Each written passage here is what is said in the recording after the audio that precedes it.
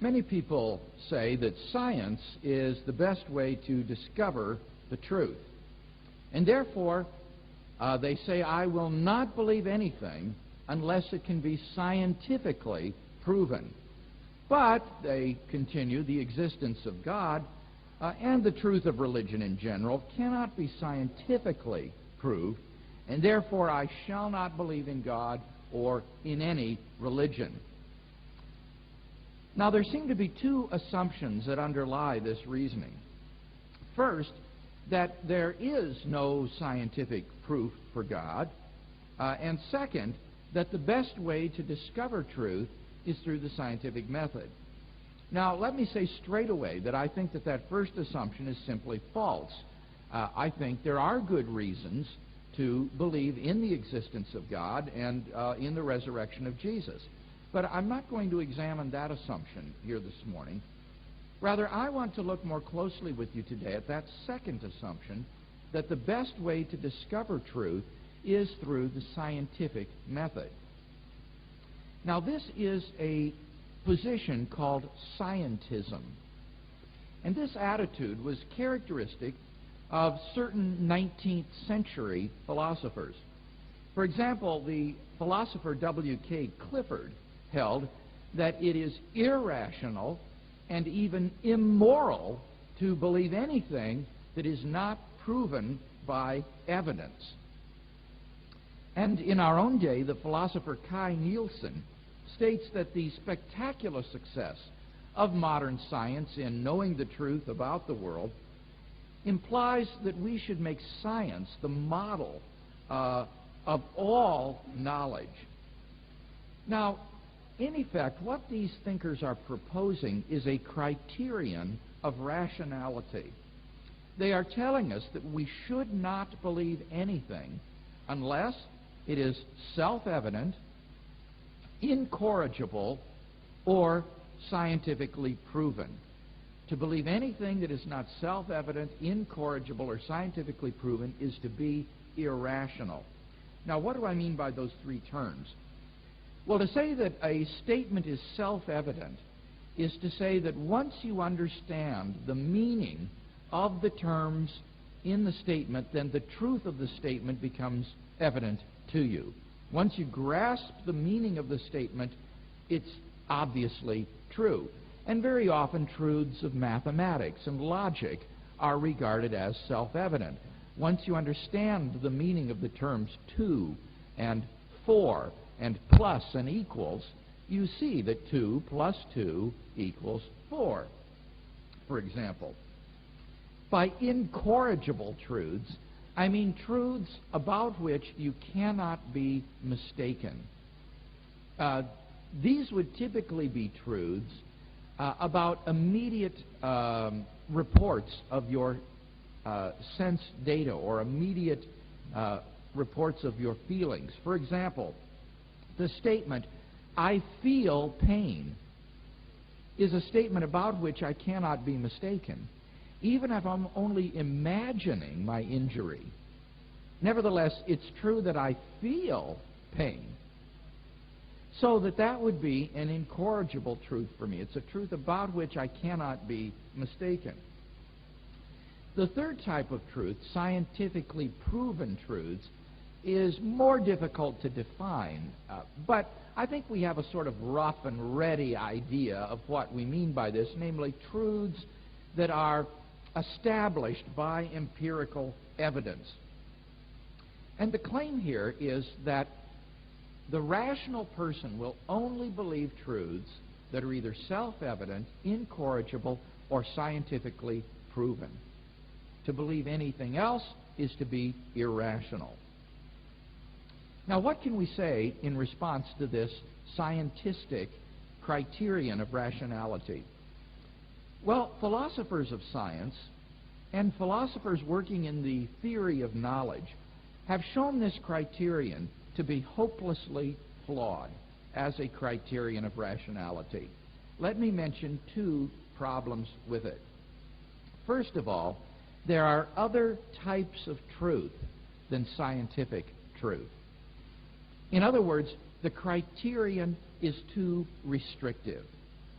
It's very easy to show that there are truths which are not self-evident, incorrigible, or scientifically proven, but which we all accept and which we are entirely rational in so doing. Now, we could admit that the scientific method might be the best way to get at scientific truth or empirical truth. But it doesn't follow from this that that should be made the model for getting at all truth, because there are different kinds of truth than just scientific truth. I'm reminded in this connection of a story told by the late British philosopher Gilbert Ryle about a bursar, or a financial officer, at the University of Oxford, who claimed to know everything about the university. Now, we might say, well, that's ridiculous. What does this bursar know about Spinoza's Tractatus sitting on the shelf in the Bodleian Library? Or what does he know about the flowers in the garden at Magdalen College? Or what does he know about Professor Swinburne's lecture yesterday on the existence of God? And the bursar might reply to this, oh, I know all about these things, you know. I know exactly how much the university paid for Spinoza's Tractatus and how much it costs the Bodleian Library to house that book. Moreover, I know all about the flowers in the garden at Magdalen College. I know exactly how much it costs the university to pay for the gardener and for the seeds for those flowers. Moreover, I know all about Professor Swinburne's lecture on metaphysics yesterday. I know exactly how much it costs the university to pay Professor Swinburne, as well as for the heating and the facilities in which his lecture was held. I know all about these things, you know. Well, I think we would say this is ridiculous. The bursar knew something about everything at the university, but he only knew it from one aspect, namely the financial aspect. But he knew nothing about the truth of Spinoza's ideas in the Tractatus. He knew nothing about the beauty of the flowers in the garden at Magdalen College. He knew nothing about the coherence of the ideas of Professor Swinburne's lecture on the existence of God. All he knew about was the financial aspect of all of these things.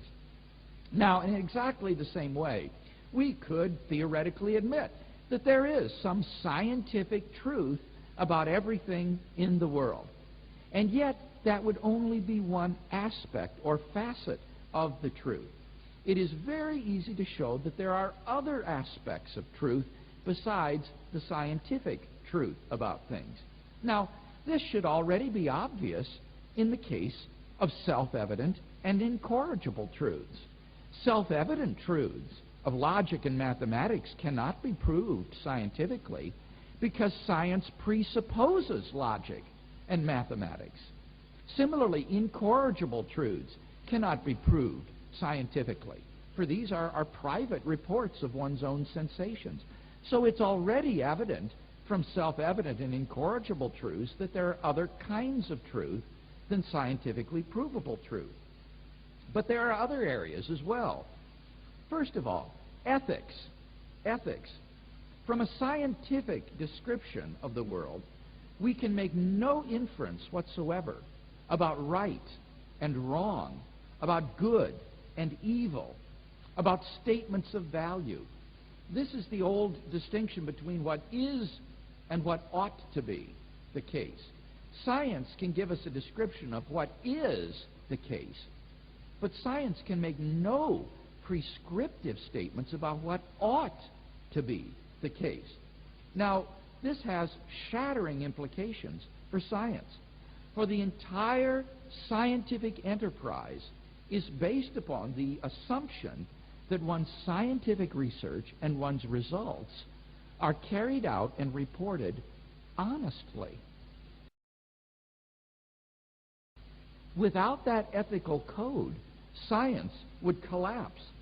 Recently, in the United States, for example, there have been a rash of incidents which have called into question this ethical code. graduate students have been discovered to have plagiarized portions of their doctoral dissertation in order to get their degree. And certain scientists have even fudged their data in order to get government grants for their research. Once this ethical code is compromised, the whole scientific enterprise collapses because nobody is in a position to check out personally the results of everybody else's research. Or consider again the question of what is permissible to do with animals in scientific research. This is not a scientific question. This is an ethical question about what one is allowed to do to animals in one's research. If you deny that there are any ethical truths about these sorts of things, then there can be no objection to using human beings as guinea pigs in medical experiments. The world was horrified when it discovered that at camps like Auschwitz and Dachau, Nazi scientists had used prisoners for medical experimentation on living human beings. For example, I remember seeing a BBC television program a few years back in which a woman was interviewed who was forced to become the gynecologist in Auschwitz.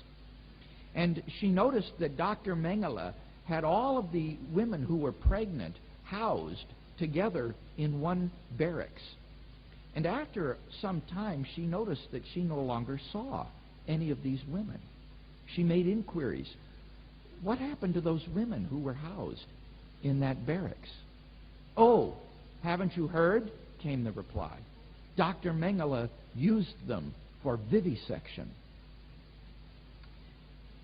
From a scientific point of view, there is no moral objection to this. How can you show the Nazi scientists scientifically that what they were doing was wrong? What experiments could you perform? What data could you gather to show that this is immoral? Moral values cannot be found in a test tube. And thus, the point is that ethical truths do exist. I think we all recognize this. And yet, ethical truths cannot be proven scientifically. Secondly, aesthetics.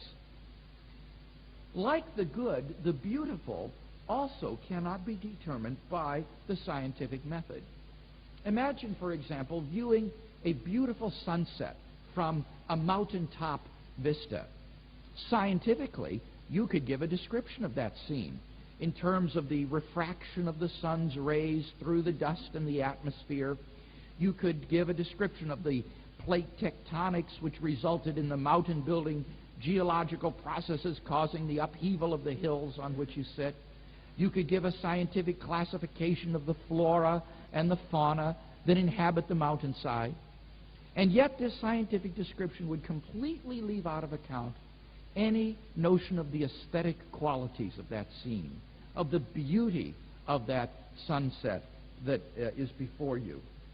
And yet, think of how important this aesthetic intuition is in the life of mankind. The whole artistic impulse of man depends upon this aesthetic impulse. Music, painting, sculpture, film, poetry, literature, and so on and so forth. Try to imagine, if you can, a world devoid of aesthetic intuitions. That would be the scientific world. And yet, even scientists themselves cannot avoid making aesthetic judgments in their work. Very often, you will hear the mathematical equations of a theory described as elegant or beautiful. Indeed, some scientific theorists actually propose beauty as one of the major tests for the truth of a scientific theory. There are aesthetic truths, and we all know it. There is a difference between the ceiling in the Sistine Chapel and the ceiling in my house. And yet this whole realm of the aesthetic is closed to the scientific method and to scientific proof. Number 3, metaphysics. There are truths about the nature of reality, which we all accept and are rational in doing so, and yet which cannot be proven scientifically. For example, how do you know that you are not a brain in a vat? How do you know you're not a brain in a vat of chemicals being stimulated by some mad scientist with electrodes to believe that you're here in this room hearing this lecture? He might even be stimulating your brain to believe that it's impossible that you're a brain in a vat. How could you disprove such a thing? There is no way to prove scientifically that you are not a brain in a vat. Or take the hypothesis that the world was created 5 minutes ago. How could you disprove that the world was created 5 minutes ago with built-in traces of age, food in our stomachs from the breakfasts we never really ate, memory traces in our brains of events that we never really experienced? There's no way scientifically to prove that the world was not created 5 minutes ago. Or take the hypothesis that the external world exists. How could you prove that the external world exists scientifically? How could you disprove that this is not all a dream or a hallucination of your mind? Or what about the statement that other minds exist? How do you know that these other people sitting around you really have minds?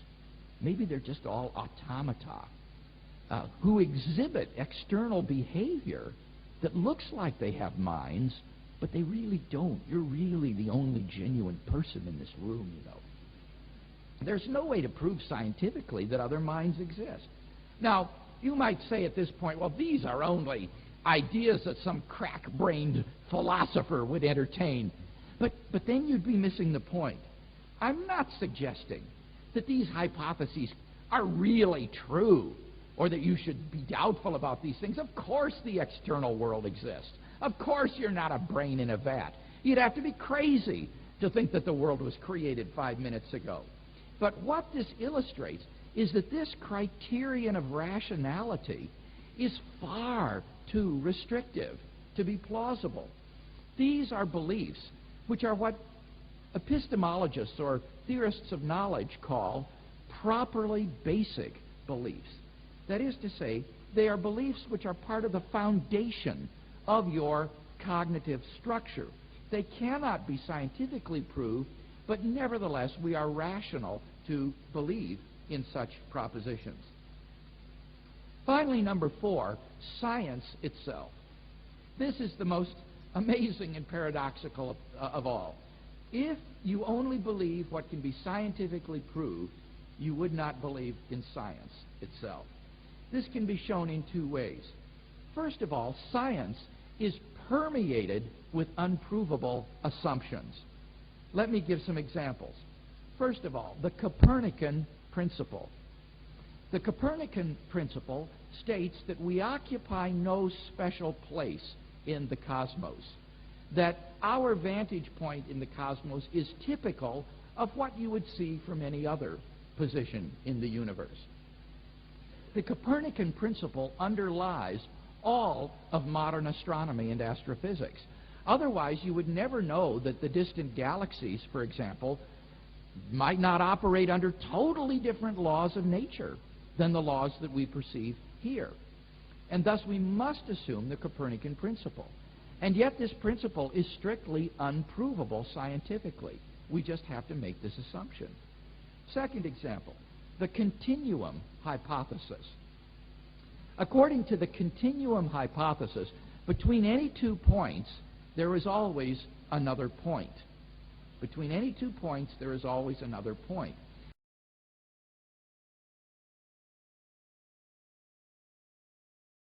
The continuum hypothesis underlies modern theories of space and time.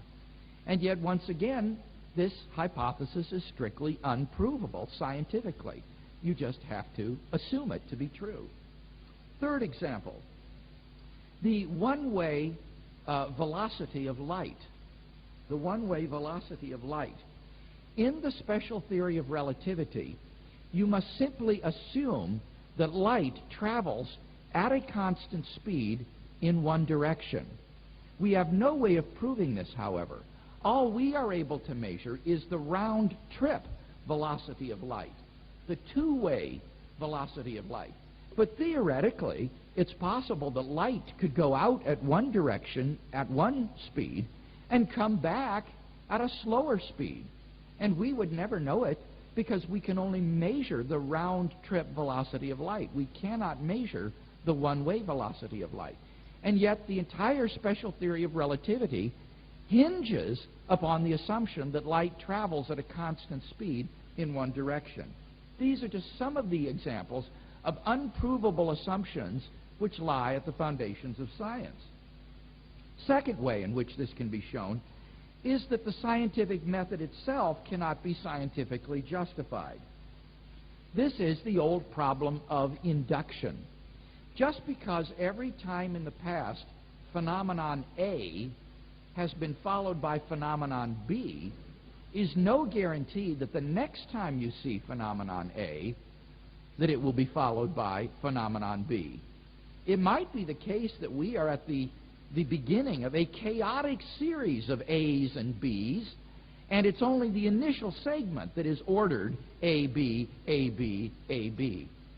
We simply have to assume some principle of regularity in the universe and that our sample is typical. But this cannot be scientifically proved. Now, I want to emphasize that in sharing all of these various examples with you this morning, I am not trying to reduce you to skepticism.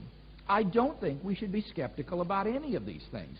Rather, what I'm trying to get you to see is that this criterion is a hopelessly flawed criterion of rationality, and therefore it ought to be rejected. It is simply far too restrictive a criterion for rational belief. Second critique is even more fundamental. This criterion turns out to be self-refuting. Just ask yourself the question, is the statement, we should only rationally believe what is self-evident, incorrigible, or scientifically proven, is that statement self-evident, incorrigible, or scientifically proven? Well, obviously not. And therefore, by its own criterion, we should not believe in that criterion. You would be irrational to believe that we should only believe what is incorrigible, self-evident, or scientifically proven. And thus, according to the criterion, we ought to reject the criterion. And thus, it is self-refuting and therefore is untenable. The point then is this. Epistemologists today recognize that there are certain properly basic beliefs which cannot be scientifically proven, but which we are all rational in accepting. Laymen would probably say that we believe them by faith, but I think it would be less misleading to say that these are part of the deliverances of reason. They are part of the very foundations of a rational cognitive structure.